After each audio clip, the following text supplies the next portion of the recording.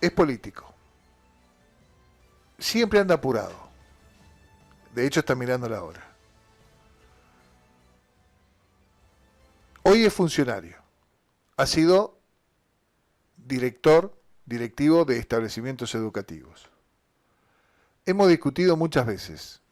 Hemos hecho los mejores programas de elecciones de la ciudad de Villa Mercedes, y lo digo con todo el orgullo, porque me lo han dicho los colegas, no porque lo diga yo. De hecho, la última elección no hicimos, y los colegas nos llamaban por teléfono para que le diéramos datos o para que hiciéramos un dúplex. Y las próximas las vamos a hacer juntos. Pero un día comencé en esto de la radiofonía casi por casualidad.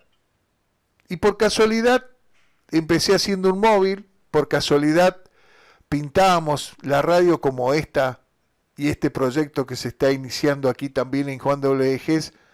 Nos quedamos hasta la madrugada pegando maples de huevo, pegando goma espuma, haciendo cortinas, él ya con varios hijos, porque lo que no perdía era el tiempo en la casa. Cada vez que iba, cumplía.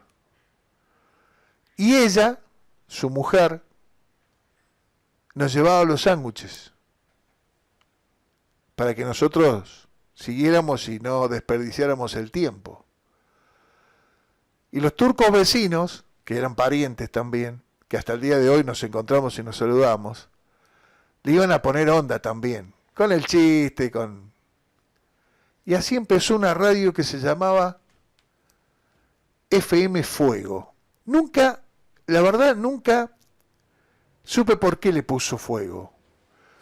Pero fíjese que esa radio, FM Fuego, estaba en 103.1.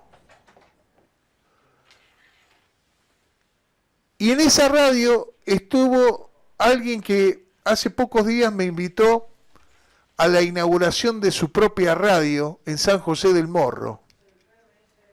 ¿Sí? San José del Morro, allí se inauguró la primera radio de esa localidad, y allí está Ana María. Hacía de corazón a corazón. Un programa que venía a la noche y ella te decía, de corazón a corazón. Y lo hacía con cartas y música melódica, música latina. Y después veníamos con el hermano de este señor, Martín, y hacíamos Eclipse. La noche de Eclipse hasta la madrugada. Empezamos hasta las 12 de la noche, después íbamos hasta la 1, nos quedábamos hasta las 2, noviábamos hasta las 3, qué sé yo, era una cosa de locos. Un programa que tuvo una audiencia increíble. Es más, no había teléfono, no había teléfono celular como ahora, no había mensaje de texto. ¿Sabe qué hacíamos? Llevábamos a las escuelas secundarias una urna y teníamos delegado en cada escuela, en esa, que se encargaban de la urna. Entonces los chicos mandaban mensajes, saluditos, pedían temas musicales, lo dejaban en la urna, y cuando el representante de esa escuela salía a las 18, llevaba la urna a la radio, se elegían los mensajes, los temas a salir en la producción y se hacía el programa. Todo así, fuerza de pulmón se llamaba. Esa radio que decía lo que sentía, y ahí aprendí, y siempre lo digo, ahí aprendí que la libertad de expresión tenía que ver con decir lo que uno creía y podía fundamentar que era la verdad. No siempre la verdad de uno es la misma verdad del otro, pero sí tener la posibilidad de decirla. Y este señor, ya que le estoy contando la historia, un día, por X causa de la vida, se fue y había un operador que hasta el día de hoy nos acordamos, hoy es un gran técnico de los automóviles, Esteban Gierholzer, de Holzer Service, me dijo, el Canco se fue y hay que sacar el programa. Yo hacía un móvil. De hecho, tengo la experiencia más grande de un móvil en un accidente de tránsito, que esa es una historia que también se puede contar. Pero no estamos hablando de mí, estamos hablando para hablar de él. Y me puso al frente del programa y así empecé en esto de la radio, hasta que un día a él también se le inventó una pregunta. Una pregunta que decía algo así como, ¿no era más importante, señor presidente, los jubilados que comprar los aviones obsoletos que se han comprado hace escasos días? Y me la dio en un papelito así blanco, me dio esa pregunta, me dijo, anda que viene Carlos Saúl Menem, presidente de la Nación, a la Quinta Brigada Aérea, y tenés que hacer el móvil, y cuando te den pie para hacer la pregunta, haz esta pregunta. Y yo le estudiaba la pregunta. Esa pregunta me abrió camino, no al buffet de ese día porque no me invitaron, entraron todos al buffet menos yo, que había sido el desubicado de preguntar esto, pero me abrió la puerta del LB15, por ejemplo, me abrió la puerta con Freddy Zambrano, que ya no está, pero el Freddy se acordaba de eso, lo hemos charlado, y me abrió el camino, un camino que a esa radio se le cerró por querer ser libre.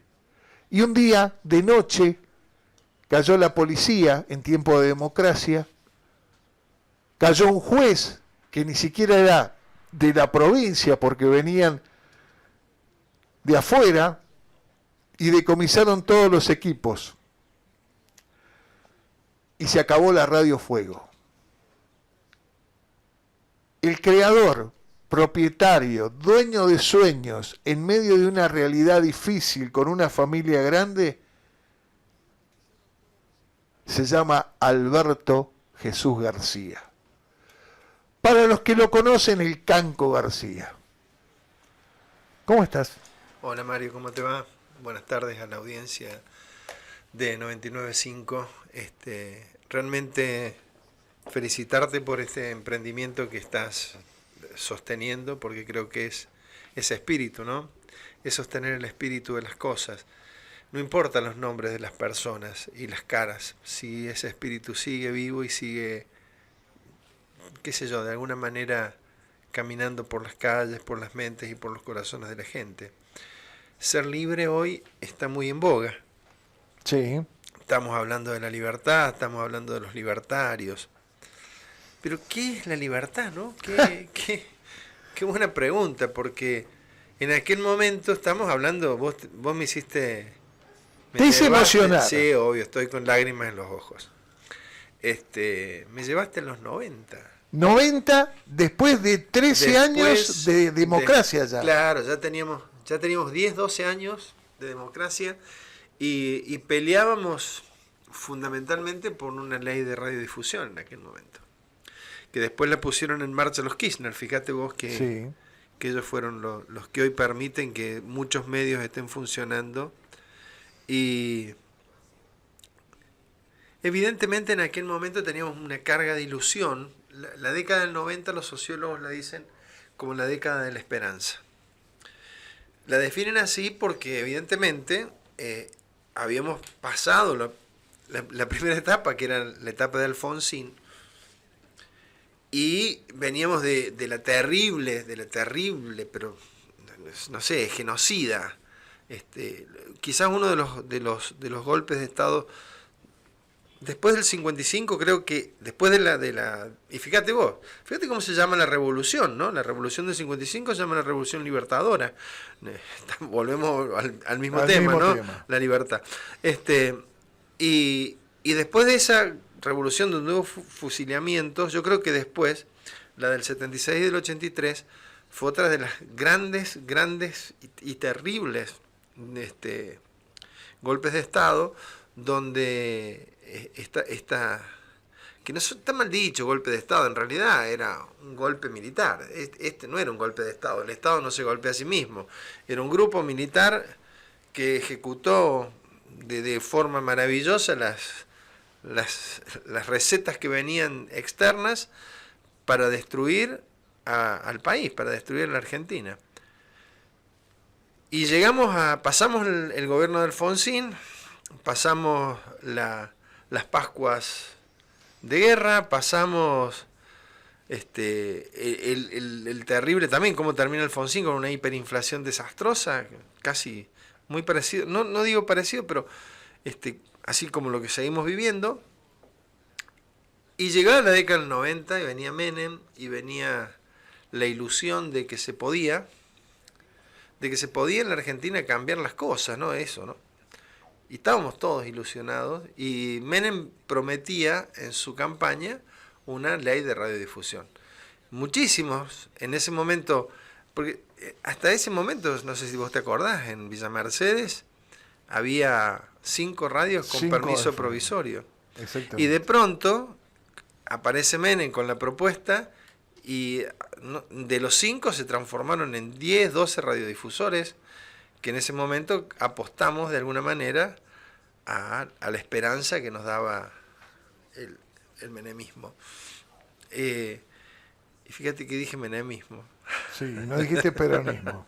Soy claro en eso. Y bueno, fue la gran desilusión, porque no solamente que terminamos en el 2000 con una super hiperinflación, sino también que terminamos con una destrucción de los capitales propios de la Argentina, porque la privatización hizo desaparecer los ferrocarriles argentinos, Entel, las fuerzas aéreas inclusive también no se privatizaron de casualidad, no se animó, digamos, no, sí. No es que no se podía, no se animó, o le faltó tiempo, qué sé yo, y terminamos mal. Entonces yo creo que esto de la libertad, de ser un hombre libre, tiene consecuencias. La libertad no es gratis. Siempre tiene consecuencias. La libertad no es gratis, la libertad tiene un precio. Y pagar los precios de la libertad, algunos pueblos no están con ganas de pagarlo. Y hoy, bueno, estamos en una situación crítica, donde yo me acuerdo que la soberanía la tomábamos como algo de soberanía política y soberanía económica.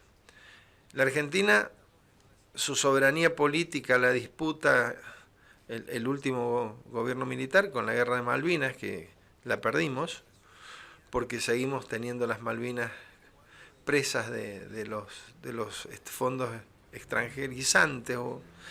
Y después, bueno, estamos en un país que lamentablemente no ve solución, no ve una respuesta del modelo político o del modelo democrático a lo que se ha planteado como los grandes problemas históricos de la Argentina, ¿no?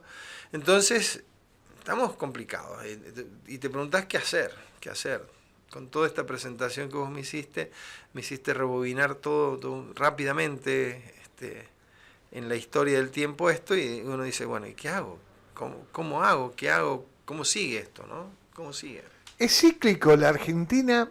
A ver, si empezamos a tomar la época democrática desde los 80 y empezamos a ver la postura económica desde los 80, es cíclico esto de... Porque hiperinflación hablamos en el 89, 90, 91 de todos estos números que hacen ni más ni menos que flaquear al pueblo. Pero después lo volvimos a hablar en el 2001. Digo, en el 23 estamos hablando más o menos de lo mismo, pero también tuvimos una incursión ahí en el cambio del kirchnerismo, por el mismo kirchnerismo, en una situación de números que no acompañaron. Y cuando empezás a ver, no sé, digo hoy, un frigorífico como el de Villa Mercedes, que es comprado por fondos brasileros y que no es uno, son 16, 17, y empezás a ver que cada vez son menos los que tienen campo, menos los que manejan los frigoríficos, menos los que manejan las empresas, y todo es de afuera. ¿Qué nos queda a los argentinos? Bueno, es amplia la pregunta, ¿no? Vamos primero por lo cíclico. Lo cíclico, Mario, es edad. En los periodos de historia, siempre los historiadores dicen que los procesos son cíclicos, que hay como una repetición en el tiempo. Pero normalmente, y sobre todo Peter Drucker escribe mucho sobre los ciclos del tiempo y de la historia, son más largos. Claro, se dan en procesos de 150, 200 años. Acá esto no son procesos cíclicos, esto es un proceso continuo que no terminamos de corregir, que lo tratamos de corregir y otra vez volvemos a lo mismo. Creo que los argentinos no estamos entendiendo bien, y hago una crítica, yo también me pongo en la crítica, ¿no? Soy argentino, por lo tanto entro dentro de las generales esta de la crítica. No estamos entendiendo bien qué definición de país queremos. Y creemos que si... A ver, ¿por qué digo esto? Nosotros lo que necesitamos es darle valor agregado al producto del campo. Esto es indudable. O sea, el producto del campo, hablo del campo, pero puedo hablar de cualquier producto básico, de cualquier materia prima. La minería también entra. Entra todo. Estamos vendiendo hoy el crudo a Chile. Estamos vendiendo el litio sin darle valor agregado y compramos las baterías 30 veces más caras que es litio, sí, que es la utilización del litio, 30 o 40 veces más caro que lo que vale el litio como producto de primario, digamos. Entonces, nosotros tenemos que darle valor agregado a nuestros productos. Nosotros somos un país potencialmente rico digo porque vos agarrás de acá a Buenos Aires 800 kilómetros y tenés 800 kilómetros de campo trabajables, ¿no? Sí. Cosa que en otros países no lo tenés. Sos potencialmente rico porque en la triple frontera Paraguay, Brasil y Argentina tenés las fuentes de aguas dulces más grandes de Latinoamérica. Y casualmente hoy lo hablábamos a eso, y hay una base militar estadounidense por convenios internacionales. Digo, que la parte más rica que tiene Argentina, Paraguay y Brasil, que es el agua dulce, como un recurso tremendamente... Las próximas guerras van a ser por el agua dulce. O sea, no van a ser por el petróleo, no va a ser por el gas de Ucrania, de Rusia a Ucrania a Europa. Van a ser por el agua dulce. O sea, ¿quién va a ser capaz de tener agua para tomar? Porque tenemos muchísima agua en el mar, pero para tomar agua del mar tenés que procesarla. Y por ahora todos los procesos de obtención de agua utilizable a partir del agua del mar siguen siendo carísimos. Entonces nosotros no tenemos que hacer eso, tenemos el agua dulce, tenemos los grandes glaciares en el sur, agua dulce. ¿Sabías que están vendiendo agua de los glaciares? Sí. Viene un barquito italiano que se lleva todos los meses agua dulce de los glaciares argentinos y los vende en Italia. Bueno, ¿y quién es el dueño de esto? Somos nosotros. El recurso es de los argentinos. No es un dueño, no es el señor John Smith, no sé, digo cualquier cosa para no involucrarme con nadie. Somos nosotros los dueños del patrimonio. Y esta es una discusión que no se entiende, porque pareciera que cuando yo digo esto, que soy un loco revolucionario, ¿no? Pero no, esta es la verdad. El dueño de esto somos los argentinos. Como en algún momento los dueños de esto fueron los aborígenes, los pueblos originarios, y que Europa vino, la colonizó y le quitó todo. Hablaba el otro día de Evo Morales. Evo Morales le plantea a Europa que en vez de cobrarnos ellos la deuda externa a nosotros, ellos tendrían que pagarnos la deuda eterna que tienen por haberse llevado todas las riquezas de Latinoamérica a Europa. Si vos te pones a pensar eso, qué razón que tiene Evo Morales. ¿Cuánto nos debe Europa? Y Europa, con el Fondo Monetario Internacional, viene y nos dicta a nosotros cómo tenemos que actuar para cambiar nuestras reglas de juego, cuando nosotros tendríamos que decirle a ellos, miren, ustedes han sido los peores y los más despilfarradores de todo, porque se llevaron todas las riquezas de un continente, los trasladaron a otro, y ustedes todavía siguen en la pobreza. porque siguen explotándonos a nosotros para poder vivir bien ustedes, porque esa es la realidad. Entonces creo que hay cosas que nosotros no terminamos de entender los argentinos, y por eso nos están pasando cosas como las que nos están pasando. Estamos viendo las cosas en una visión anacortoplacista, en una visión hedonista, propio también del modelo de los 90. Los 90 fueron unos años que, como dicen los sociólogos, los años de la esperanza, pero también fueron los años del mayor hedonismo, del mayor individualismo, porque aparece en el mundo también el modelo neoliberal. Y el modelo neoliberal es un modelo filosófico, no es un modelo económico. Es un modelo donde a vos te hacen cada vez más individual, vos querés ser vos, rompes valores, destruís el entramado social de los principios y los valores, y hace que finalmente la gente se encuentra aislada. Y hoy uno de los principales factores de muerte en Estados Unidos, en Europa, fíjate vos, es la soledad. Uh-huh. Es la soledad. Te quita hasta 15 años de vida el hecho de estar solo. Entonces, frente a esto, tenemos que decir nosotros, bueno, ¿esto es lo que queremos? ¿Esto es lo que realmente queremos los argentinos para nosotros? ¿O nosotros queremos un país solidario, un país donde se respete la propiedad privada? Cuidado que yo esto lo tengo bien claro. Cada uno tiene que tener lo que tiene y tiene que trabajar para obtener lo que quiere y tiene que esforzarse por sus logros. Pero tenemos que también, el que más tiene, poder ayudar al que menos tiene. Y eso no está mal. Ayudar, el que más tiene, ayudar al que menos tiene, no significa que aguantar vagos. Exactamente, no significa eso, No significa. Lo que pasa es que estamos como muy sectorizados o como muy en contrapuntos, digo. Y ahí viene otra parte, la contrapartida de la Argentina, que estamos muy acostumbrados, mira, hemos estado en sintonía, porque estas son cosas que he estado charlando y pensando hace poquito. ¿Qué pasó en San Luis? A ver, en San Luis entramos en la democracia con una ley de promoción industrial, sí, que no es de la democracia, no es del proceso, pero que se empieza a ejecutar todo en el proceso democrático. Tuvimos una eclosión en San Luis de fábricas, muchísimas empresas que vinieron y muchísimos empresarios que vinieron. Hoy el parque industrial debe ser un 30% de lo que fue en la década del 80. ¿Y qué pasó con esos empresarios que vinieron acá? ¿Por qué vinieron? Por la promoción industrial. Cuando se acabó la promoción industrial, ¿qué hicieron? El 70% se fue.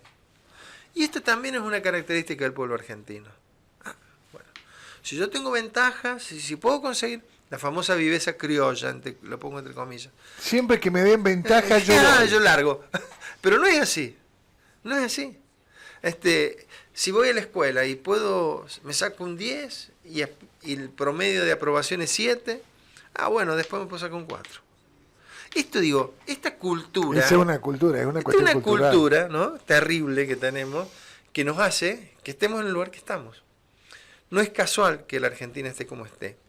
Hay dos modelos. Yo me acuerdo, sabía hablar con el doctor Lalo Estrada, el Lalo Blanco, sí, y él siempre me decía, hay dos ejemplos, obvio, ¿no?, estudiados, de dos países que son como la antítesis. Argentina por un lado, Japón por el otro. Argentina con todas las riquezas, extremadamente pobre. Japón sin ningún tipo de cosas naturales, extremadamente rico. ¿Por qué? Porque son dos culturas, son dos países. Japón es una de las principales fabricantes de autos, ¿sí? Pero Japón no tiene hierro, no tiene acero, no tiene nada. Lo exporta todo, lo produce, lo manufactura, ¿sí? Entonces, bueno, nosotros tenemos hierro, tenemos carbón, teníamos las fábricas de acero nacional que también cerraron. O sea, digo, ¿qué nos pasa a nosotros? ¿Qué nos está pasando? ¿No sería la hora de que nos empezáramos a pensar y dejar de echarle la culpa? La culpa la tienen la culpa la tiene B, la culpa la tiene... Muchachos, la culpa la tenemos todos, creo, ¿no? Si empezamos a pensar esto, y empezamos esto que dijiste vos cuando empezaste a hablar, a buscar la verdad, qué interesante esto de la verdad. Todos tienen parte de la verdad, dijiste vos. Y la verdad es según del lado que la mires. Mira, Y antes, fuera de micrófono, vos planteabas, tiramos un X medio, ¿no? Y entonces, y yo te decía, vos sabés que esta mañana hablé con un amigo y un colega de San Luis sobre una información. Una información que hace y da cuenta de que, la voy a contar ahora, que los vecinos de la ruta 33 no pueden acceder a ella. ¿Por qué no pueden acceder? Porque está cortada justamente por las obras de ingreso a la ciudad de Villa Mercedes. Y es cierto. Ahora, la ruta 33 no es el único ingreso que tiene. Tiene ingresos por la colectora norte, que ingresás por los terrenos que están detrás de lo que eran el autódromo, sí, sí, que hoy el circuito del tren, ¿está bien? Entras por ahí, entras por el anillo de circunvalación, por cualquiera de los ingresos. podés volver ahí y por ahí podés ir Sí, por la 33. Es más lejos, puede ser. Puede ser que algún vecino que tenga ahí tenga que dar esa vuelta por un lado o por el otro. Más lejos, un poquito más lejos. Pero todos pueden entrar. Claro. Ahora, todos tienen razón. Y el beneficio que tiene esa obra también para nosotros, ¿no? Que va a tener para Villa Mercedes y también para la Ruta 33 porque es ahí una rotonda que va a llevar los ingresos. Y va a orientar el tráfico. Y va a mejorar todos los terrenos y la gente que vive en esa zona. Y el valor que le va a dar también. Le va a dar todo valor eso, agregado. Ahora, todos tienen razón. Claro, sí. La verdad es según como la hoy mires. lo hablábamos esta mañana y hay un ejemplo muy lindo. Dicen que los hindúes les tapan a 15 de sus porque estaban discutiendo esto, ¿no? Filosóficamente, qué era la verdad. Y porque muchos dicen la verdad es una sola, y la verdad que eso también es discutible. Y hay algo que surge de esto que es mucho más amplio todavía, y tiene que ver con lo que estamos hablando aparte. Dice que se hace una experiencia en la India, y se ponen a varias personas tapados los ojos frente a un elefante. Y cada una de estas personas podía acceder a una parte del elefante. Por ejemplo, a uno le tocaba la cola, a otro la trompa, a otro la oreja, a otro la pata, etc. Y les pidieron que describieran cómo era un elefante. Y cada uno, con absoluta verdad, decía, al que le tocó la oreja, que el elefante era una oreja. El otro una trompa. El otro una pata. El otro una cola y así, ¿no? Lo que le fuera tocando de poder acceder a ver el elefante. Y en realidad, cuando le sacan los ojos y ven, se dan cuenta que todos estaban diciendo la verdad. Pero que la verdad era la verdad de todos, la suma de las verdades de todos. Entonces, si nosotros empezamos a pensar en ese ejemplo, la verdad no la tiene nadie, la tenemos todos. Y si todos podemos hacer que es sacarnos la venda de los ojos y ver nuestra verdad, nos daríamos cuenta que Argentina es un país de verdad. Y esto tiene que ver con lo que estamos diciendo, ¿no? ¿Qué país queremos? ¿Cómo queremos seguir adelante? ¿Qué esperamos de nosotros? ¿Qué esperamos de nuestro vecino? ¿Qué esperamos de nuestro país? ¿Qué ganas tenemos de? Y qué bien que podríamos vivir los argentinos si todos nos sacáramos la venda de los ojos y asumiéramos que mi vecino de al lado también tiene verdad. Aunque no piense, o que yo sea hincha de River y él sea hincha de Boca, o viceversa. Qué interesante reflexión. ¿Y sabés dónde la escuché esta mañana eso? Con unos pibes de 7º año de 2 escuelas técnicas en San Luis, donde tuve la suerte esta mañana de estar hablando con ellos. Qué interesante. Es una buena reflexión. ¿Y sabes qué es lo mejor? Que la hagan jóvenes, porque ahí es donde estamos tal vez poniendo todas las fichas en tratar de que los jóvenes nos saquen de esta situación que 2 o 3 generaciones no hemos podido solucionar. Somos 3 generaciones que pasaron en todo esto del 70 a la fecha, 3 generaciones o 4 que no hemos sabido ni cómo alinearnos, ni cómo mejorar, ni cómo arreglar este problema. Que vengan los chicos ahora con estas ideas, pero también me preocupa cuando dicen que la libertad es una persona. No, están equivocados ahí. No, la libertad no es una persona ni la puede encarnar una persona. Y con este concepto que acabo de dar yo, creo que queda muy claro que la libertad, la verdadera libertad, o la libertad que a lo mejor soñó para nosotros los próceres de la Argentina, como pueden ser Belgrano, San Martín, grandes prohombres de la Argentina que dieron hasta su vida y se sacrificaron todo en la miseria, porque no es que, por ejemplo, hay a Belgrano lo único que se dice que fue el creador de la bandera. Sí. Poco, digamos, poco favor le hacen con eso, pequeño favor le hacen con eso, porque es cierto, él fue uno en las barrancas del Rosario, ahí crea una enseña que después es nuestra bandera. Bien, perfecto. Pero lo más importante de Belgrano dona 40.000 pesos que había ganado en la batalla de Belgrano para crear la primera escuela politécnica del país, por ejemplo. Por ejemplo. Belgrano, aparte, era abogado. Belgrano, aparte, muere en la miseria, porque él no toca un céntimo de lo que él tenía para su propio bien. Belgrano era mucho más que un creador de una bandera. Belgrano es un prohombre tan grande como pudo haber sido San Martín, que tuvo una característica San Martín. Fue el prócer que menos tiempo estuvo en el país, por ejemplo.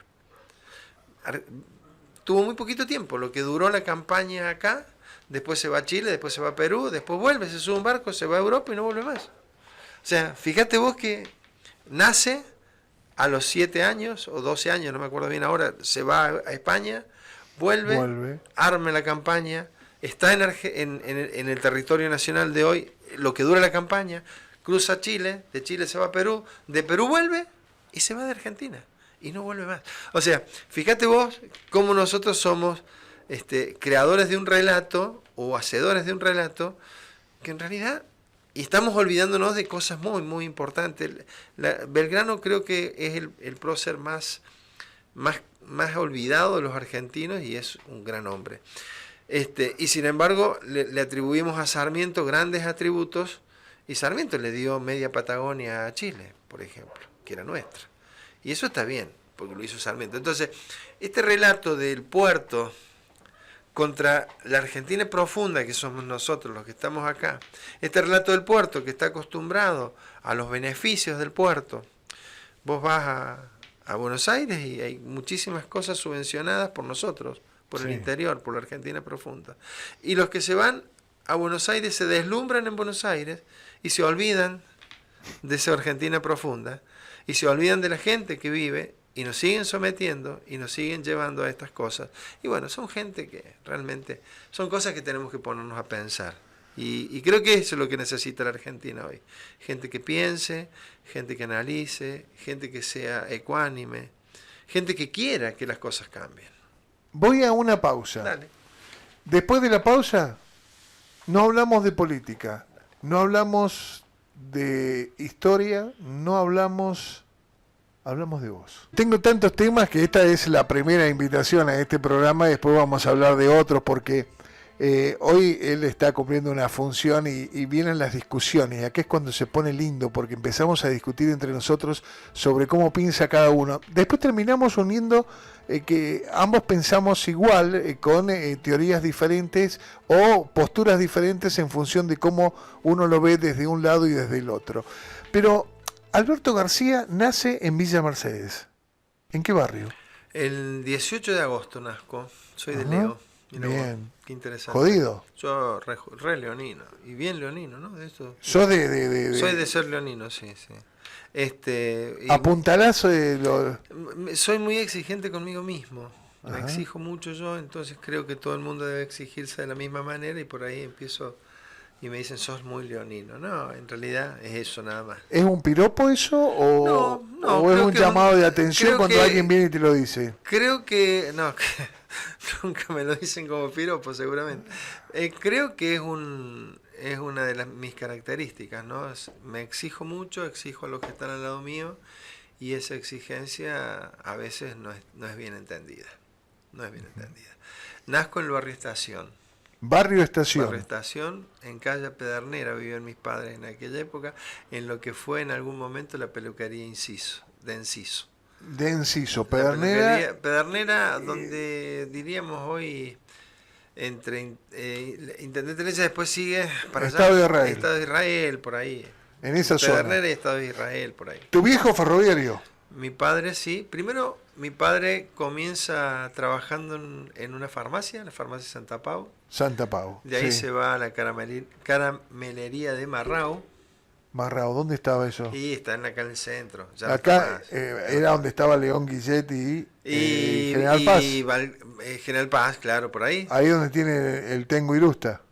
No, la cuadra más acá, la que viene, sería la Buenos Aires. Bueno, no, es Hipólito Yrigoyen.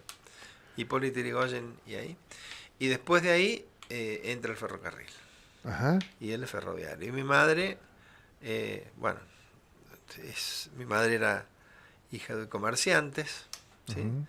Mi abuelo un comerciante reconocido, mi abuelo materno un comerciante reconocido de acá, Casa Sturzenegger, ahí de gas, y mi madre era empleada pública de la provincia de San Luis, en la dirección provincial, en aquellos momentos, Dirección Provincial de Rentas. De rentas. Me acuerdo Dirección Provincial de Rentas. de rentas. Me acuerdo de tu mamá en un sillón grande en la oficina, de irle a hacer notas. La Hildita. Sí, iba. Que uno por ahí tiene algunos privilegios. Trabajaba en la radio del hijo, entonces me era más fácil. Entonces cuando clavaba una nota o no tenía una nota a la mañana, clavaba Centro Cívico, iba a Renta y ya... Había una señora, que en este momento se me fue el nombre, que estaba... que me veía llegar... Pues ahí se me fue el nombre. ¿Y cómo era la señorita? Sí, grande. Morochita. Sí. Señorita Heredia. Puede ser. Que me decía, un segundito, Ya la entiendo. y entraba. Y sabía estar, me acuerdo que sabía estar un gran locutor y amigo, González Aguilar. González, y había otro, ¿Cuál otro? Mareque. Jorge Rogelio, pero Jorge, Rogelio no trabajaba en rentas. no, trabajaba en en automotor. Estaba en automotor ahí. No. No estaba en automotor. No. No, él trabajó en ANSES. ¿Estás seguro? Sí, muy seguro. No, en automotores estaba En automotores estaba González Aguilar. González Aguilar, estaba en aquella época. Sí, bueno, está bien. Sí, había, no, pero no. Yo me acuerdo Jorge no. que me hacían entrar por ahí. Sí, te hacían entrar por el costadito. Y iba al fondo. Al fondo, Allá al fondo estaba ella en su sillón y ahí te daba. y ahí me sentaba a tomar el café. Falleció mi madre hace poquito, ahora en la época del COVID. Tristemente, un sepelio triste porque Sola, muy sola. con muchos Solos. conocidos. Y muy solos también todos los que vivimos esa época. Pero bueno, son cosas que pasan, ¿no? Son cosas de la vida. Que pasan. ¿Y tu Y infancia? mi infancia, después de ahí, nos venimos a vivir a la Chacabuco, entre Balcarce y Las Heras, ¿sí? Claro. En una esquina, la casa de paterna de mi madre, al lado, en la casa del tío Emilio, que era el tío Emilio Sturzenegger, ahí por la misma Chacabuco, y en la esquina, la casa de mis padres en el barrio ferroviario. Las tres, toda esa cuadra de la familia. Entonces, nosotros éramos medio los dueños. Al frente... El barrio de La Rioja. No, nada. No había nada. La Riojita. La Riojita, se llamaba La Riojita porque ahí estaba la estación de trenes, que iba el tren a La Rioja, que después se traslada donde está actualmente, o donde estuvo actualmente la estación de trenes. Pero en ese momento estaba ubicada ahí, que era entre las calles de Juan W. Gés, entre Pueyrredón y Belgrano. Toda esa zona que es... ¿Dónde está el barrio de La Rioja ahora? Está el barrio de La Rioja, el barrio ferroviario, y continúa, porque toda esa zona eran terrenos del ferrocarril, que después se fueron construyendo distintos tipos de construcciones, se fueron vendiendo, etcétera, etcétera. ¿Y vos ahí te criaste? Claro, ahí vivo hasta el año 80 y pico, cuando ya me caso y me voy a vivir ahí. En esa época estudio en el colegio, la primaria, empiezo la primaria en el San Buenaventura. Sí, privado. Después, privado, sí, porque vivíamos en la estación. Claro. Después nos dan la casa acá, nos venimos acá al barrio acá y vengo acá a una escuadra, a la Raúl Bedía. Venís acá a la Raúl Bedía a hacer la primaria. Lo que fue del San Buenaventura a la Raúl Bedía. Mamá, eso era barrio. Esto era bueno. Esto era barrio. Este era Mercedes Profundo. y este es el que viene de allá, de los Conchetos, venía acá, papá. Venía acá. Bueno, ¿qué tuviste de amigos, compañeros ahí? De compañeros de la primaria que me acuerde, Rodríguez, la Normita Garrido, que después seguimos en el Colegio Nacional. ¿Quién más estuve de ahí? Bueno, no me acuerdo mucho. Y de ahí te quedó el Colegio Nacional Y después me quedó el Colegio Nacional porque era mucho más cerca, o sea... no. Pero vos fíjate, era mucho más cerca, quedaba 4 cuadras. Y quedaba 1, 2, 3, 4, 5, 6 cuadras. 6 cuadras, tampoco cuadras. era... No, tampoco una era locura. No, tampoco era Pero viste que antes se usaba esto, no, yo voy a este colegio, bueno, de hecho todos los que he venido entrevistando aquí hacen referencia, no, yo fui a la escuela Pedernera, yo fui a la escuela porque era la que quedaba del barrio. En el barrio, claro. Y bueno, el Colegio Nacional. Y después de ahí hasta... Pará, Colegio Nacional, no te apures. Qué banana. Colegio Nacional. Pasé de la Raúl Bedía al Nacional. Ay, cuidado. Y ahí en esa época nos teníamos que poner de novio con las chicas del Sagrado Corazón. Del Sagrado. Y lógico, era lo lógico. Pues tenía el Nacional y el Comercio ahí. No, y teníamos Nacional y Comercio, y sí, teníamos a la tarde el Comercio. Y tenía la normal. Y teníamos la normal, sí. Porque ahí careteaban con la normal. Y no, con la normal nosotros no careteábamos mucho nuestra promo. La promo nuestra era el 78, grandes personajes. ¿Sí? Sí. ¿Cómo quién? Y qué sé yo, a ver, el Flaco Maineri, el Cacho de Giuseppe, el Beto Estefani, el Mario Barroso. Digamos, que, fachones. Sí, eran todos. Tipos de la noche. El Rafa Di Gian Antonio del Hotel del claro. Hotel Piero.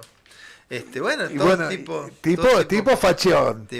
¿Y a dónde iban? Y para algunas compañeras también. Está bien. Mis queridas y gran compañera y amiga de la vida, la Nancy Sayanave, que, bueno, nos juntábamos a la tarde, el padre de la Nancy y la madre de la Nancy, nos han tenido una paciencia a la promo nuestra, porque nos juntábamos todos los días a las 5 de la tarde, íbamos a estudiar.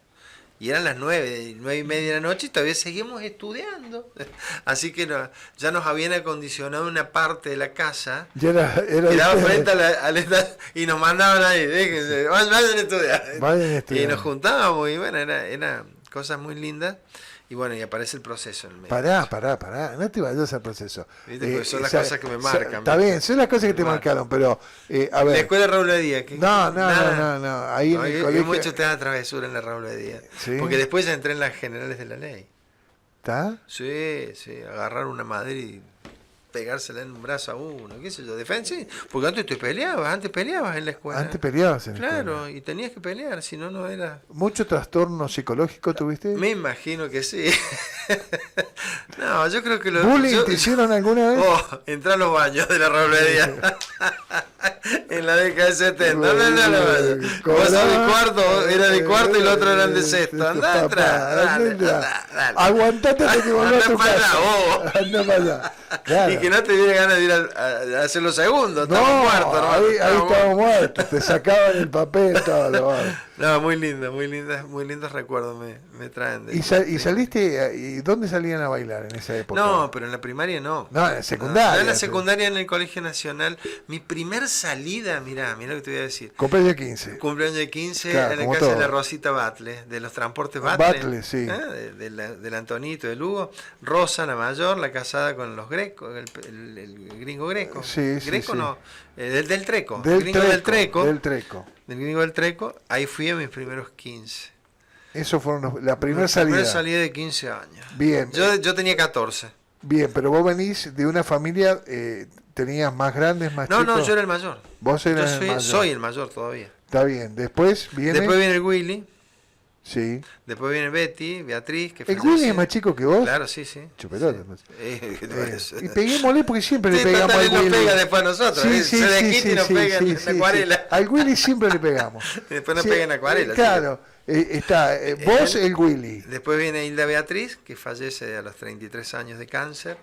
Después viene María Fernanda, casada con el Fito Carranza. Sí, que también nos pega. También, bueno, sí, se pega solo. Sí, se no sabe nada de periodismo. Está bien, sí, se pega solo. Tenemos libertad. Totalmente.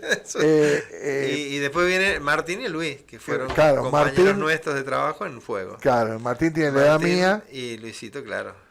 Y 4 años más. Sí, y Luisito, 4 el, menos, 5 años menos. el Luisito era el más chico. Era más chico, sí. Sí, ahí está, bien. 6 hermanos. Vos fuiste el que rompiste todos los esquemas. Hiciste caminito. Hacía camino, sí. Fachón.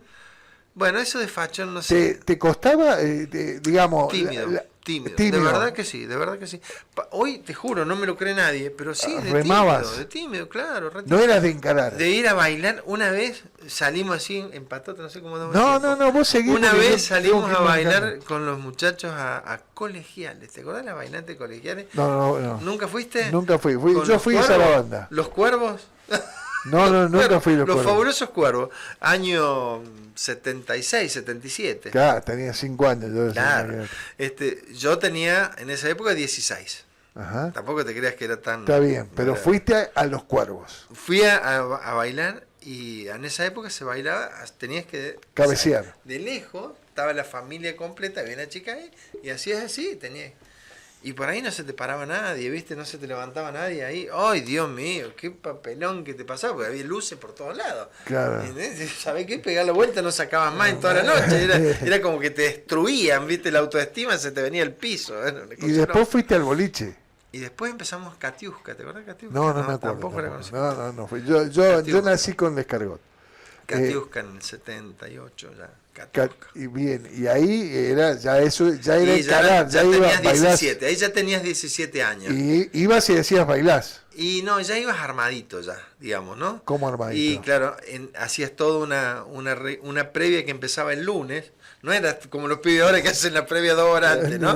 Nosotros empezamos el lunes más o menos para ver si el sábado, y no era el matiné, porque tenías el matiné, ¿viste?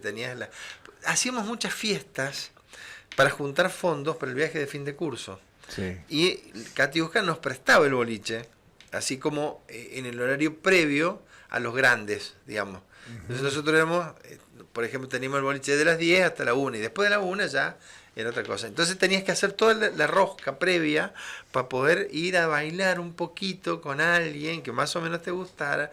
Y normalmente terminabas bailando con las compañeras porque al final siempre era lo mismo. Siempre era lo mismo. Siempre te costaba remar ahí. Está bien. ¿Y cómo llegaste? ¿Cómo llego a mi esposa? No, sí, digo, ¿cómo llegaste a ¿Cómo llego? Yo llego así medio como que corrí en bici, eso no te lo dije. No. Que fue la parte más importante de tu vida. Yo en el año 74, que ya tenía 13 años ahí, empiezo a correr en bici. Ajá. Mi abuelo tenía una bicicleta italiana, mi abuelo García, italiana, una Torpado, un cuadro de competición muy bonito, pero que estaba en el cuadro, ¿no? Y con mi padre empezamos a armar una bici de carreras, porque en un día del niño me prestan una Aurorita, largo con esa Aurorita y le saco una vuelta al resto. Entonces mi papá dice, che, vos sos bueno para la bici, ¿no te animás a correr? Y bueno, le digo, dale, corramos, probemos, y empezamos a armar una bici de carrera, con todo el problema que era en esa época, económico y todo. Y ahí empezó a correr. Porque hay que explicarle a los pibes que en esa época comprar un semitubo de una bicicleta, un semitubo que era la cubierta de la bicicleta, era una plata importante. Y todavía no habían empezado a aparecer los en el cambios. Mercado. No, los cambios sí. Las palancas de aluminio, eran palancas de acero. Sí. O sea, después ya las palancas de aluminio. Sí, había el primer asiento de carrera que yo tengo era de cuero. no era acolchonadito, era un cuero pelado. Ahí estaba el cuero que se tiraba y lo ponías ahí. Mamita, era otra cosa. Claro. La badana, olvídate, no existía.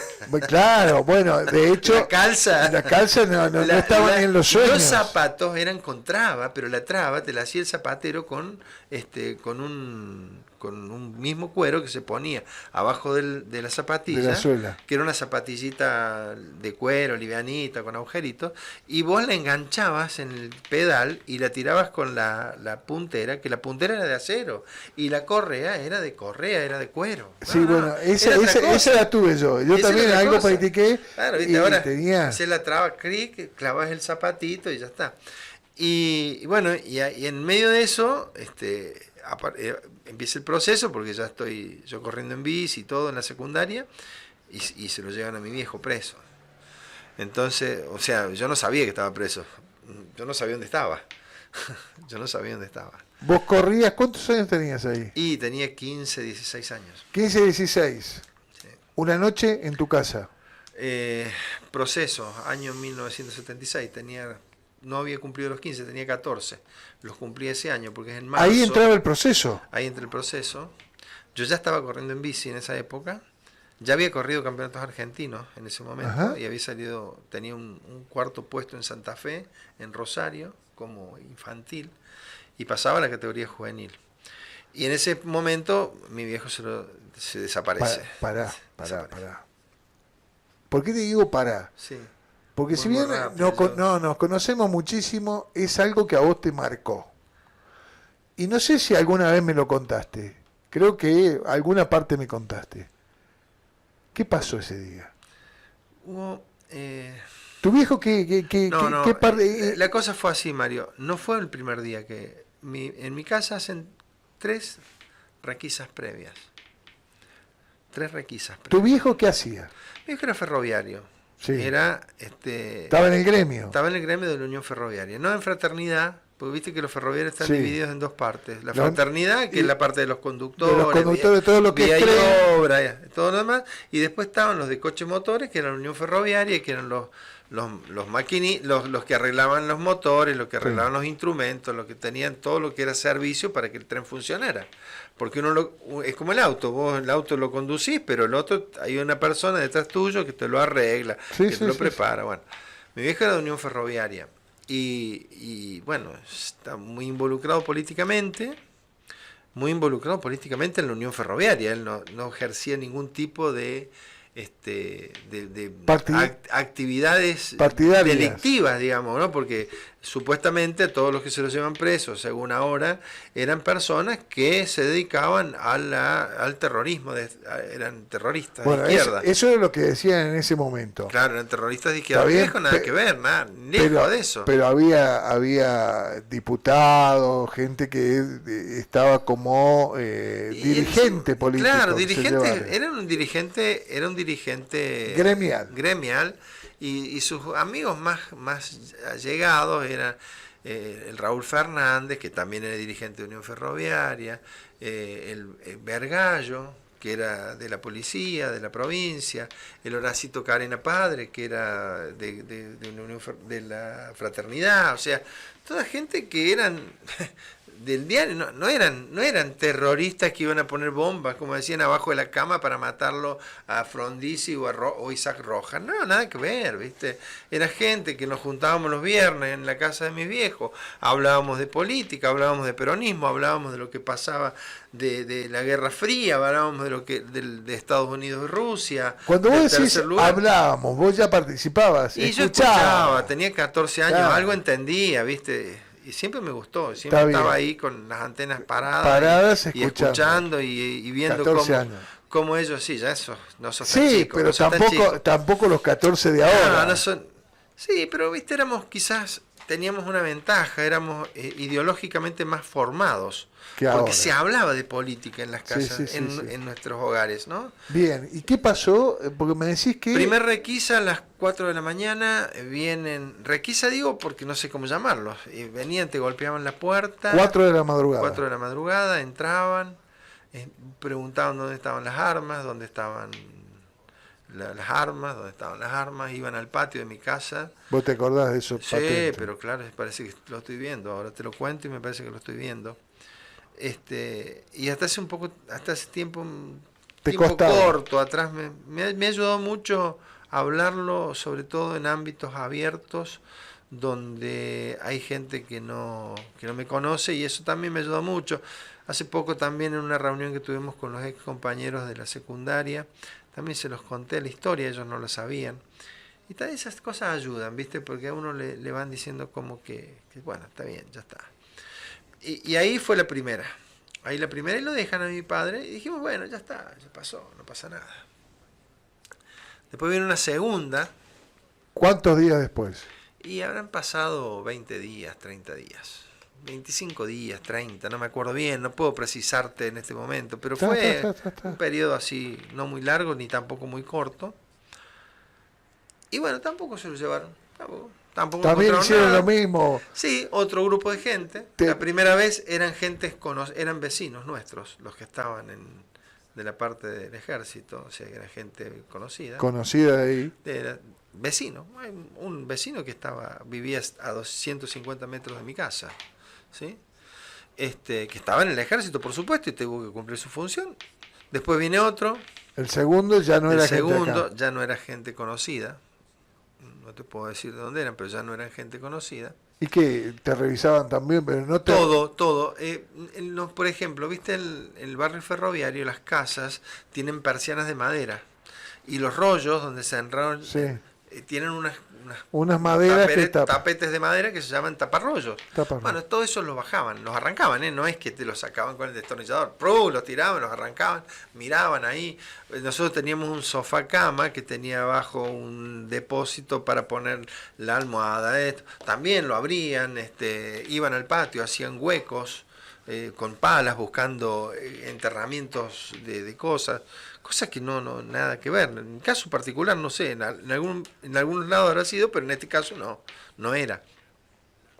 Y después de eso, hay una segunda, también a la madrugada, y la tercera, cuando definitivamente mi padre se lo llevan.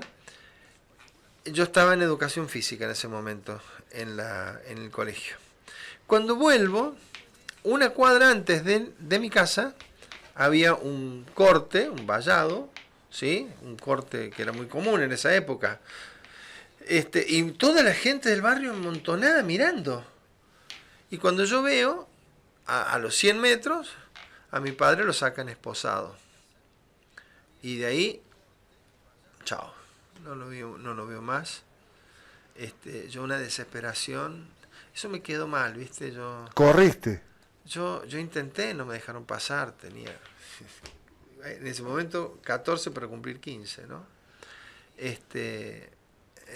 Bueno, fue muy duro para mí, como niño, supongo, niño, ¿no? Ahora vos lo pensás y a los 14 años sos un niño, y eso fue como una deuda, ¿no? ¿Vos lo viste a tu viejo cuando lo sacaba? Claro, con las esposas a la espalda, esposado, con las manos atrás, y lo llevan caminando y lo suben a un celular verde, un camión celular, y se lo llevan. Y yo no pude hacer nada, yo no pude traspasar esa valla, yo no pude, hasta que pasó todo, yo seguí quedándome ahí, yo decía que era mi casa y nada, no me dejaban pasar, no les importaba un pedo, perdón, está bien. no les importaba nada, y me dejaron ahí. Y después de eso, veo a mi padre que se va al cambio celular, se va al ejército, se levanta ese vallado, pero ya habían pasado como 40 minutos. Y recién ahí puedo acceder, y ahí mi madre llorando, mis hermanos menores llorando. Y fue a partir de ahí, con mi madre, me acuerdo, noches enteras, días enteros, ella seguía trabajando. Económicamente desastrosos, ¿no? Porque no teníamos para comer. Tenía el sueldo de ella como empleada pública y teníamos que comer con ese sueldo, porque el sueldo de mi padre del ferrocarril no lo percibía, no entraba, no ingresaba, no estaba, mi padre no estaba, no existía, por lo tanto tampoco cobraba. ¿Cuánto tiempo estuvieron así? Y casi un año. ¿Casi un año? Casi un año, sí. ¿Y sin saber dónde estaba? Nada. Nada, al final ya pensábamos que era un desaparecido más. Un desaparecido más. ¿Y lo buscaron? Por Fue... todos lados, Mario, por todos lados era impresionante. Íbamos a la policía, íbamos. Yo te digo porque yo la acompañaba, que era el mayor, mamá. 14 años, pero era el mayor. Mi madre y yo solos, tampoco ninguno de mis familiares directos se involucraban. Nadie nos ayudaba. Por miedo. Y yo, sí, claro, obvio, obvio. No te metas en esto. No te metas y no te metas. No te metes, no te metas y no te metes, ¿no? ¿Te acordás que era un jingle que estaba todo? Era como diciendo, y estaban pasando cosas ahí en ese momento. ¿Alguien más se llevaron en ese de los Sí, amigos de tu se viejo? llevan a todos. A todos los A que se todos, juntaban con tu a viejo. todos, a Horacio, al gordo, bueno, me sale el apellido ahora, lo dije recién, al Raúl, al Horacio, y al... Digamos, los que se juntaban con tu viejo, no los encontramos. Tampoco los encontraban a los otros. No, en ese momento, después vuelven todos, ¿no? Ninguno de ellos muere, ellos no desaparecen. ¿Y dónde los habían llevado? Mi padre habla poco después de eso, ¿no? ¿Nunca lo hablaron? Sí, lo hablamos una sola vez, no lo dijo delante mío, se lo dijo a mi hermano en una nota, pero ya avanzada la democracia, nunca habló, sí cambió, si no fue nunca más el mismo, nunca más. Nunca fue esa persona alegre que era. ¿Vos lo conociste? Sí. Pero yo lo conocí, claro, el tipo en bicicleta, el tipo en bicicleta que venía, te contaba cosas así, pero nunca hablé con él de este tema. Nunca. Y bueno, y así fue esa. Con el Willy habló. Con el Willy habló y cuenta que él cree que estuvo detenido un tiempo en la policía, cree, porque nunca puede ver, ¿no? Pues siempre va con los ojos tapados y siempre desnudo, y vuelve desnudo. Cuando vuelve a mi casa, vuelve desnudo y no sabe dónde estaba. Lo encontramos en la placita del ferroviario, lo que es hoy la plaza del barrio ferroviario. Sí. En ese momento todavía no era una plaza, era un sitio baldío, y lo encontramos ahí de casualidad. ¿Quién lo encuentra? Mi hermana y mi hermano, el Willy y la Betty. Yo no. Yo llego y me entero que él había aparecido. Y estaba perdido. Perdido, no sabía. No hablaba, no nos hablaba al principio. Lo torturaron. Y él cuenta después que lo torturaron, que lo golpearon, que lo desnudaron y que lo golpeaban desnudo. Y que era lo peor que estaba, porque estaba atado, tapado los ojos, lo golpeaban y estaba desnudo, permanentemente desnudo. O sea, un acto de humillación terrible, un acto de vejación. Bueno, estas cosas pasaron.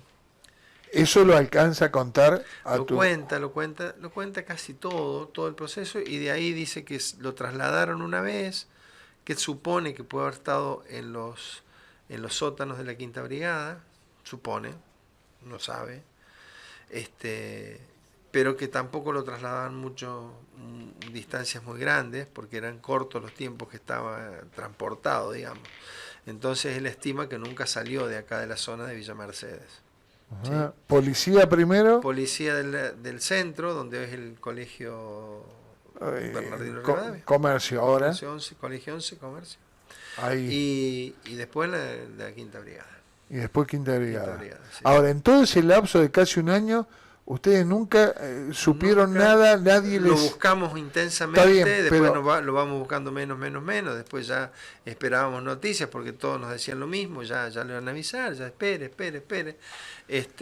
Ahora, porque... Subsistir, porque empezó el tema de que el primer mes vos estás todavía en régimen, digamos, después ya faltaba la plata, ya después había que comer, después había que esto, lo otro, seguir activando, y bueno, todas esas cosas van deteriorándonos y fueron deteriorándonos, fuimos perdiendo un montón de cosas. Durísimo, momentos de angustia, de dolor, de bronca. ¿Vos en el secundario? Yo ya estaba en el secundario, sí. ¿Y seguías yendo a la escuela? Y sí, yo seguía yendo a la escuela. ¿Y tus compañeros no sabían lo que vivías? Nunca les conté nada. Yo siempre fui, seguí yendo como normal. Y se lo cuento hace 2 años atrás, recién, 2 años y medio atrás, 3, por ahí, en un asado que nos juntamos en la casa del Flaco Maineri. No, perdón, del Carlitos Baini. Y ahí en la casa de él, charlando con los chicos, dicen, conté cómo fue. Y bueno, les empiezo a contar esto. Bueno, si todos a escucharme, porque no lo habían escuchado nunca, nunca. Y uno me dice, ¿y por qué no me lo dijiste? Y porque si te lo decía, capaz que te hacían cagar a vos también, loco. Porque esto era así, era terrible, ¿no? Era de balearte, de no pararte en un alto de algo y terminabas baleado y muerto. ¿Tuviste miedo? Creo que sí, Mario. Creo que este miedo me acompañó en mucho tiempo, al punto tal de que me inhibió también mis acciones y mis actuaciones públicas, políticas y demás. Me costó recibirme, ¿no? Estudiar acá en Villa Mercedes fue horroroso. Ese prontuario, digamos, ese hecho de ser hijo de, me acompañó muchísimo. Durante toda mi carrera universitaria. Yo pensé que en el 82 recién puedo empezar la universidad. Yo me recibo en el 78, perdón, yo en el 78 me recibo, en el 79 me toca el servicio militar. Imagínate lo que era para mí estar ahí, conviviendo con esa gente en un proceso militar. Salgo en el 80. Que además vos no sabías quién había estado y quién no había estado antes. Salgo en el 80 y empiezo recién ahí la universidad. Y empiezo en la universidad, yo quería irme a estudiar medicina y termino estudiando ingeniería química acá en Villa Mercedes, en la facultad. Horror también, horrores, me costaba. Tuve el segundo promedio de ingreso en la universidad. Pero cuando empecé a cursar empezaron las cosas raras, ¿no? Que venían. Y mucha gente que hoy convive. Las cosas raras. Y que se me perdía la libreta universitaria, por ejemplo, y yo un día le roban a Patricia. Ya estabas casado. Claro, yo en todo esto, cuando vuelvo del servicio en el 81, ¿sí? Yo ya estoy cursando en el 80, 81 y en el 82 hay un problema, todavía no estábamos en democracia, no. 76, 83. En el 82 nosotros tomamos la universidad, no nosotros, toda la gente de acá pide que se arme el centro de estudiantes, ¿sí? Estaba... Que era cuando se empezó a armar... 82, año 1982, ya estaba la universidad. Se empezó a movilizar en todo el país. Claro, sí, claro, pues ya había pasado la guerra Malvinas, sí. Ya habíamos perdido las Malvinas, habíamos perdido la guerra. Estaba muy débil el gobierno del proceso y empiezan la creación de los centros de estudiantes. Acá también se quieren crear el centro de estudiantes. Yo ya estaba en segundo o tercer año de la universidad de ingeniería y bueno, ahí nos movilizamos, qué sé yo, todos queríamos el centro y un día llegamos a la facultad y la facultad estaba cerrada porque el profesor Rodrigo, quien era el decano, informa de esto y inmediatamente se cierra la facultad, se cierra. La facultad se cerró por una orden del rector, nuestra facultad se cerró. Se cerró la facultad, no tenías más facultad. No era que la cerraron, no, desapareció la facultad. Él hace una ordenanza rectoral donde dice que la Universidad de Facultad de Ciencias Económicas Sociales, la FICE, o no me acuerdo si se llamaba FICE en esa época, creo que se llamaba así, desaparece porque una ordenanza rectoral había sido tomada y se cierra. Y entonces no teníamos más universidad. Te imaginas lo que fue para nosotros eso. Entonces en ese instante, ahí se hace todo ese movimiento, qué sé yo. Nosotros tomamos el edificio, o sea, todos los estudiantes, no yo solamente, todos los que pasamos en ese momento por la universidad, tomamos la universidad y tomamos el edificio, nos tomamos y decimos, no la van a cerrar, nosotros nos quedamos acá, la cuidamos, el edificio tiene que abrirse, y ahí viene un momento viene un movimiento, un pequeño, la policía, qué sé yo, bla, bla, bla, nos escondemos, algunos, y ahí me cruzo a lo que eran los patios de atrás de la universidad y conozco al padre Félix Miel Vega, quien era el párroco del Carmen. Y ahí él, a mi hermano y a mí nos dicen, vengan, era un español, ¿no? Oye, su mejor español nos guarda, nos esconde en su pasan los que nos andaban buscando, no nos detienen, nos quedamos. Y yo digo, me enamoré del cura, porque realmente el padre Félix fue como en ese momento tan oscuro, fue como, ¿viste? Una luz. Una luz. Creo que Dios, porque esas son las cosas que te marcan más que lo dañino, ¿no? Las cosas buenas. Y ahí me quedo como monaguillo. Le ayudo al padre, se construye la nueva parroquia, se amplía la parroquia porque esa era la capilla de las monjas, y ahí empieza el padre a construir la ampliación de lo que es hoy la capilla donde está el padre Gustavo. Y ahí conozco a mi esposa. Ahí cortamos la segunda parte, viene a partir de conocer a tu esposa, de este momento de luz que te dejó ese padre, en un momento oscuro, donde seguramente te pasó por la mente lo de tu padre, y saber que ahí ya no eras el que acompañaba, sino eras el actor principal de esa situación. Y cambia, ¿no? Cambia todo. Con esta emoción lo despido, le dije que iba a ser buena, se lo dije.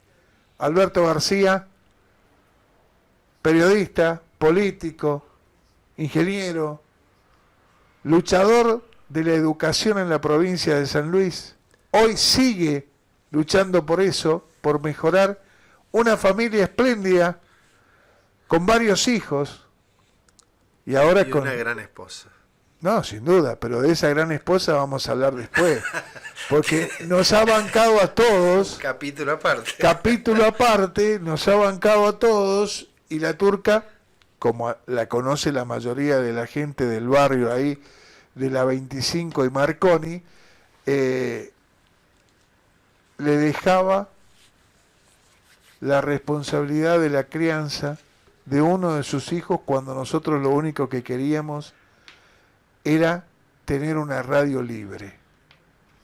Y después le voy a abrir el próximo capítulo de esta historia con Alberto García con esa anécdota de mi querido Tranquilo García, que no es este, es otro. Muchas gracias. No, gracias a vos.